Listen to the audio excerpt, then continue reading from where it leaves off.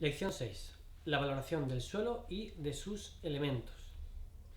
La valoración del suelo ya hemos visto anteriormente que es uno de los elementos que establecen el régimen urbanístico del suelo y que se derivan de las distintas situaciones básicas del suelo.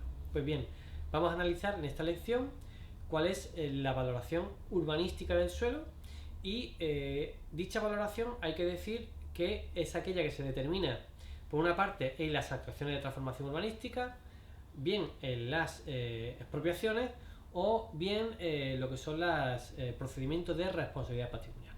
Por lo tanto, la valoración urbanística del suelo se ciñe a esos ámbitos concretamente. Nada tiene que ver o son distintos criterios de valoración, una valoración de mercado o una valoración conforme a las normas del mercado hipotecario. Por tanto, hay que tener claro que estos criterios de valoración son estrictamente urbanísticos y a efectos de procedimientos urbanísticos, expropiatorios o de responsabilidad patrimonial. Bien, hemos visto anteriormente en la lección 4 que había dos situaciones básicas del suelo. Situación básica de suelo rural y situación básica de suelo urbanizado. Para la valoración del suelo en situación básica rural, vamos a ver criterios, se establecen criterios de valoración esencialmente relacionados con la posibilidad de la rentabilidad agraria. Es decir, por una parte, el criterio de valoración básico del suelo en situación básica rural será la determinación por capitalización de la renta agraria real o potencial anual. Eso por una parte. Eso es el suelo en situación básica rural normal y corriente que se refiere al suelo no urbanizable. Si estamos ante un suelo en situación básica rural, pero susceptible de transformarse por haberse clasificado como suelo urbanizable, a dicha criterio de valoración de la renta anual real o potencial desde el punto de vista agrario, hay que añadirle una serie de indemnizaciones, bien sea por impedir la facultad de la transformación urbanística del suelo o bien porque se haya iniciado, pues establecer una indemnización concreta por los gastos que se hayan incurrido. Vamos a suponer, por ejemplo, que una transformación urbanística se haya iniciado y se hayan hecho gastos de gestión por valor de 100.000 euros. Pues bien, ese valor de 100.000 euros de gastos de gestión, de arquitectos, de abogados, etcétera, habrá que añadirlo a la valoración en función de la rentabilidad, de la capitalización de la rentabilidad agraria. Bien, por tanto, este es el valor del suelo en situación básica rural. El suelo en situación básica urbanizado son criterios distintos, más acordes con el mercado y hay que distinguir dos posibilidades o dos criterios. Por una parte, si el suelo urbanizado está vacante de edificación, la edificación está en ruina o bien es una edificación ilegal, es decir, sin licencia de obras o de legalización. Ante ese caso, la valoración se va a hacer fundamentalmente en virtud del aprovechamiento urbanístico por el método residual.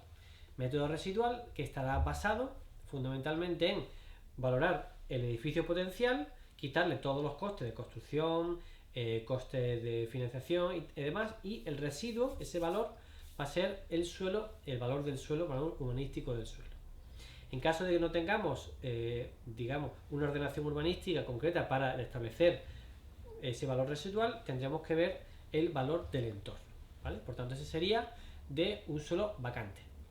El suelo edificado, sin embargo, se valorará la edificación completa, suelo y edificación, en virtud del método comparativo. Método comparativo, es decir, el método de mercado tradicional, es decir, comparando valores equivalentes. Podemos sacar el metro cuadrado correspondiente de ese suelo urbanizado. También se puede establecer en ese mismo criterio el valor residual y el mayor de los dos, pues bien sea el que salga del residual o bien sea del método comparativo, pues el mayor de los dos es el que se va a aplicar a ese suelo urbanizado edificado. Y finalmente tenemos lo que son los elementos independientes del suelo, como son plantaciones, construcciones, etc. Bien, eso tendrá una valoración aparte, lo que son los sembrados, los árboles, por ejemplo, se valorarán como elemento aparte por el método Granada, que es un método tradicional para la valoración del arbolado, o la valoración de las construcciones, que en el caso del suelo en situación básica rural se valoran con independencia del valor del suelo y en el cual se van a determinar dos elementos fundamentales, que es el grado de conservación y la antigüedad del edificio. Es decir, son coeficientes que se van a aplicar al edificio nuevo, se valora primero la construcción nueva y se incluyen esos dos elementos de depreciación que se establecen concretamente en el reglamento de valoraciones. Bien, por tanto, esperamos que haya quedado claros los conceptos, los criterios de valoración del suelo de situación básica rural, del suelo de situación básica de urbanizado. Hemos visto, por tanto, en rural, teniendo en cuenta que esté o no prevista la transformación del suelo, pero siempre basada en la rentabilidad agraria, bien real o potencial, y por otro lado, el suelo urbanizado dependerá de que si está o no el suelo vacante, que en cualquier caso será el método residual o el método comparativo. Bien, pues como siempre, esperamos que este vídeo les haya sido de utilidad y estamos a vuestra disposición para cualquier duda o consulta que queráis hacer. Muchas gracias y hasta muy pronto.